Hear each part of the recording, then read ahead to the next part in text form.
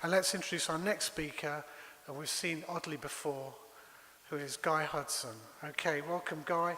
Guy's going to talk about EM developments.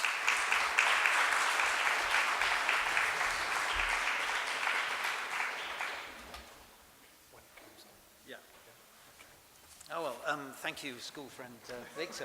Yes, I didn't know he was going to mention that. Anyway, so to continue on the theme before, when we were organising this, we had lots of phone calls from people, what's it all about, what you're going to do, what you're going to cover. And a continuing theme through it was, well, there's been a number of conferences like this, but they're all, educating and teaching us about what the science is behind it and that kind of thing. Very useful, but actually you go away from it and what you do about it. So a lot of the ideas about this was to try and provide solutions, and that's really what the afternoon's all about. And so before you can design solutions, you need to know what the problem is. And this is something very close to my heart. There's an enormous amount, as Victor was talking about, there's an enormous amount of denial. Nobody really wants electrosensitivity.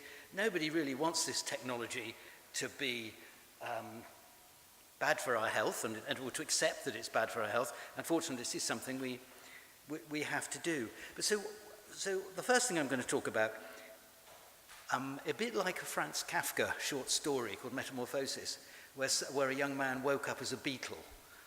As a huge beetle lying in his bed. When you realise that you're electrosensitive, it's not unlike that. You think, oh no, I can't do my job anymore. There's no cure for it, and so on. So I'm going to talk about that first. And the next thing is to cover a recent scientific paper, which is not a yawn,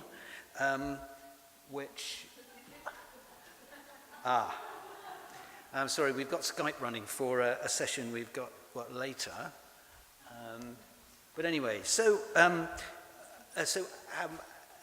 why does electrosmog affect us? And I've got a little demonstrator there with a football and a piece of string. And then I'm going to answer the question I posed earlier, why aren't we affected more by it? So imagine, if you've woken up one day and you've realised, oh dear, I think I'm electrosensitive. You've probably got multiple crippling symptoms. You can't think. You've got brain fog. You're fantastically short of energy. Any or all of your bodily systems can be out of kilter. And you're probably, unfortunately, in a lot of pain as well.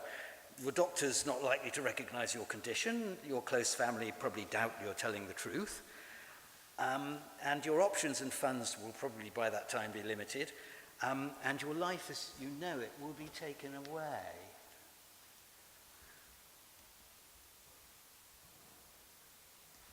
There we are.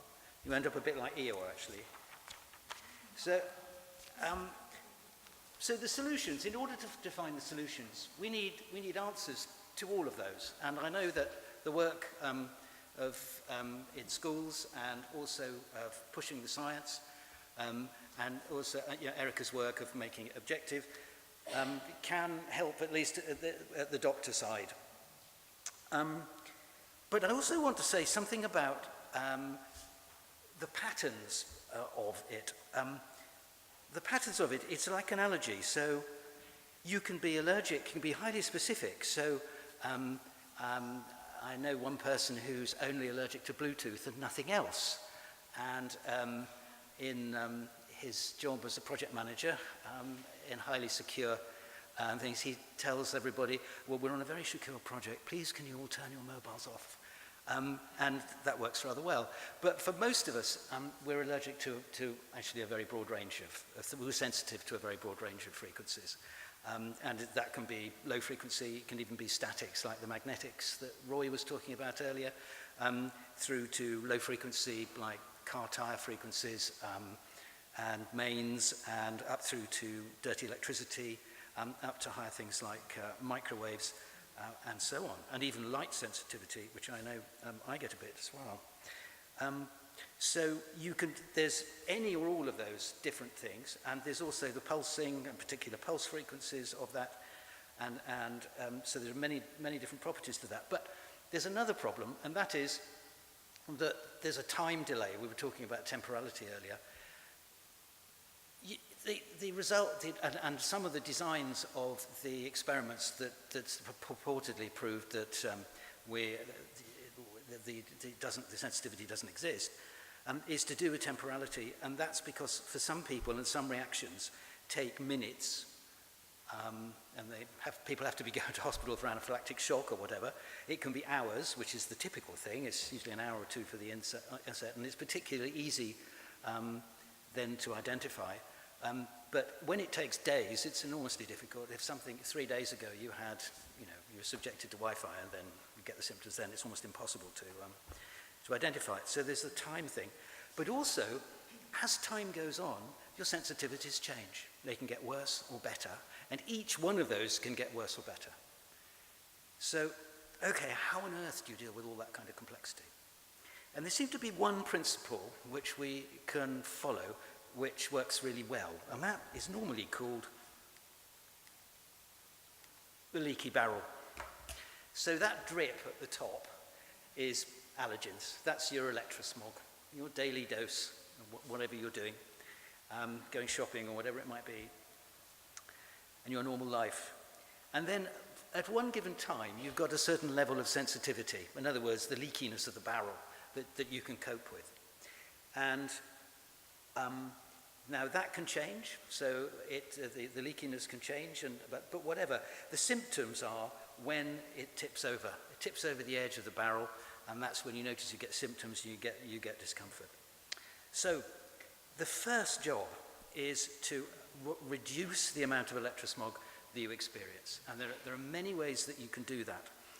And so that you always try and bring that sensitivity, that exposure level below your trigger levels. And this is key thing is about a trigger. And once you've got onto that, you get good days and bad days. And the good days, you try and work out what triggered it. And then you begin to be able to unravel and unpick what the problems are. Now,